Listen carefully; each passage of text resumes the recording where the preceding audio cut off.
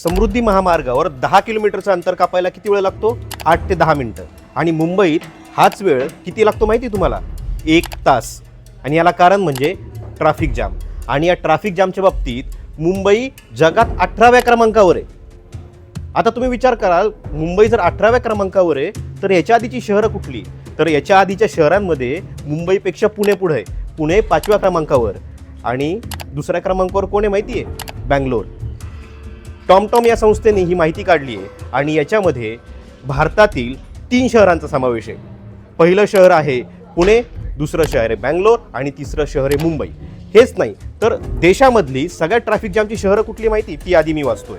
तर ते यादीमध्ये पहिलं आहे बँगलोर, दुसरं आहे पुणे, तिसरं आहे मुंबई, चौथं आहे दिल्ली, 5वं आहे कोलकाता, 6वं आहे जयपूर, 7वं आहे चेन्नई, 8वं आहे हैदराबाद, 9वं आहे एर्नाकुलम, 10वा क्रमांक लागतो अहमदाबादचा. आणि हे शहरं जे आहेत या शहरांमध्ये माणसं गाड्यांपेक्षा फास्ट चालतात हे मात्र नक्की आहे. या शहरांमध्ये डेव्हलपमेंट होते, विकास होतोय, सगळ्या गोष्टी बदलत आहेत. मात्र रस्त्यावरची वाहतूक काय बदलत नाही आहे. ती संथ गतीने गोगलगाईच्या स्पीडने तशीच सुरू आहे.